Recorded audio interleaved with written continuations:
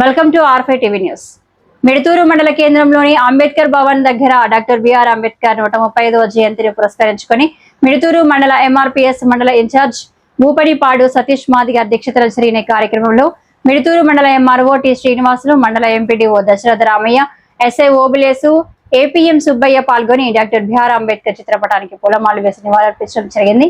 MRPS నాయకులు మాట్లాడుతూ మిడుతూరు మండల కేంద్రంలో అంబేద్కర్ విగ్రహాన్ని ఏర్పాటు చేయడానికి స్థలాన్ని ఏర్పాటు చేయాలని, అదేవిధంగా అంబేద్కర్ భవనం పూర్తిగా పడిపోవడానికి సిద్ధంగా ఉందని, దళితులు సమావేశాలు ఏర్పాటు చేసుకోవడానికి ఒక కమిటీ హాల్ ఏర్పాటు చేసి ఇవ్వాలని దళిత సంఘాల నాయకులు డిమాండ్ చేశారు. అనంతరం MPDO Dasaratha Ramaiah, MRO T Srinivasulu మాట్లాడుతూ దళితులకు అంబేద్కర్ విగ్రహం ఏర్పాటు చేయడానికి స్థలం ఏర్పాటు చేస్తామని, అదేవిధంగా దళితులు సమావేశం ఏర్పాటు చేసుకోవడానికి ఒక కమిటీ హాల్ కూడా ఏర్పాటు చేస్తామని హామీ ఇవ్వడం జరిగింది. ఈ కార్యక్రమంలో దళిత సంఘాల నాయకులు, మాల మహానాడు, ఎంఆర్పీఎస్ నాయకులు మరియు మిడుతూర్ అంబేద్కర్ యూత్ కమిటీ వారు, చిన్న పిల్లలు పాల్గొని డాక్టర్ బిఆర్ అంబేద్కర్ చిత్రపటానికి నివాళులర్పించడం జరిగింది.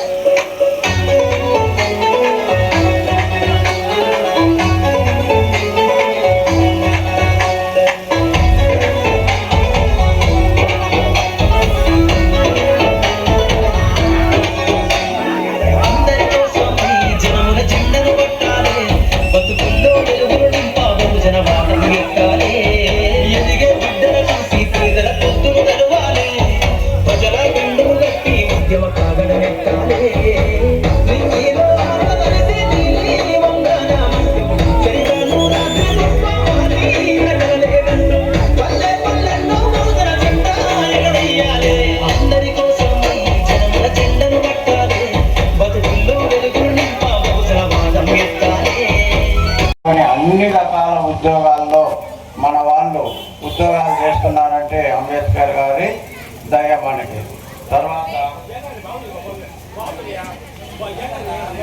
తర్వాత అంబేద్కర్ గారు అమెరికాలోని ఒక కొలంబియా యూనివర్సిటీలో చదివినాడు. దయచేసి ఒక నిమిషం క్లోజ్ చేస్తా.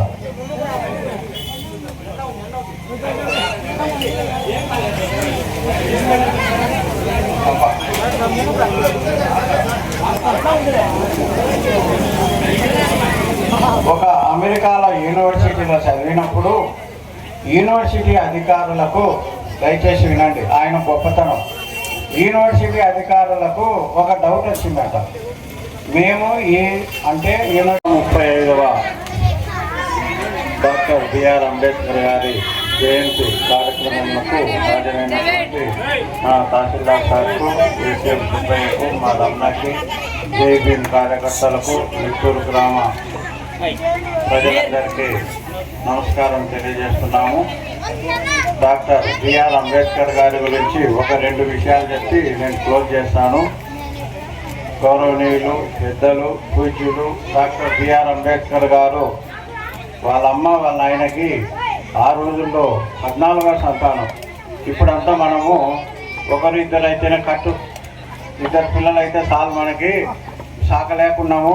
3 పిల్లలు అయితే వాళ్ళ అమ్మ వాళ్ళ నాయనగిన అక్కడ కట్ చేసుకుంటే మాకు పిల్లలు వద్దు, ఫ్యామిలీ ప్లానింగ్ చేయించింటే మనకు ఈరోజు మనకు ఈ మహానుభావుడు ఉండేవాడు కాదేమో. 14వ సంతానం ఆయన పుణ్యాన మనమంతా ఈరోజు ఇంత గౌరవంగా బతుకుతున్నామంటే మనం ఆయన పుణ్యమే. లేకపోతే ఇందాక కొంతమంది పెద్దలు చెప్పినారు, నీళ్ళ గ్లాసు సపరేటు, హోటల్లో టీ కప్పులు సపరేట్ అని అంటున్నారు. ఆ కాలంలో ఆయన పుణ్యాన్ని మనం ఈరోజు మనం ఊరంతా ఎక్కడికన్నా తిరగచ్చు హాయిగా. ఆయన రాసిన రాజ్యాంగంలో ఉండేటువంటి విషయాల మూలంగా మనము అన్నిట్లో ముందుకెళ్తున్నాం. ఈరోజు అటెండర్ నుంచి కలెక్టర్ స్థాయి వరకు మన వాళ్ళు ఉన్నారంటే అది ఆయన పుణ్యమే. ఆ రోజు గౌరవనీయులు నెహ్రూ గారు ప్రధానమంత్రిగా ఉన్నప్పుడు అంబేద్కర్ గారిని పిలిపించి, అయ్యా నువ్వు రాజ్యాంగం రాయి, మన భారతదేశానికి రాజ్యాంగం అనేదే లేదు, మన అణగారిన ప్రజలంతా అభివృద్ధిలోకి రావాలి అంటే నేను ఒక అత్యంత మేధావులైన 18 మందిని అపాయింట్ చేస్తున్నాను, ముసాయిదా కమిటీ. దానికి అంబేద్కర్ గారు చైర్మను, నీ అధ్యక్షతన నువ్వు రాజ్యాంగం రాసి మన అణగారిన ప్రజలందరినీ అభివృద్ధిలోకి తీసుకురావాలి అన్నప్పుడు ఆ 18 మంది ఒకసారి సమావేశమయ్యి కొంతమంది మేము రాజ్యాంగం రాయలేము, మేము రాస్తే రేపు భావి తరాల వాళ్ళకి అన్యాయం జరుగుద్దేమో అని 5-6 మంది మధ్యలోనే వెళ్ళిపోయినారు మాకొద్దని. కొంతమంది చనిపోయినారు, కొంతమంది ఇది రాయలేము, ఇది అంత ఈజీ అయిన అంశం కాదు, అత్యంత మేధావులు రాసేది ఇది, మా నాలెడ్జ్ దానికి సరిపోదు అని కొంతమంది అమెరికాకి వెళ్ళిపోయినారు. కావాలంటే చూడండి. ఆఖరుకు అంబేద్కర్ గారు మా ప్రజల కోసము నేను పడిన బాధ నా రాబో తరాల్లో ప్రజలు పడకూడదు, ఇబ్బంది పడకూడదు అని చెప్పి ఆయన రాజ్యాంగం రాసిన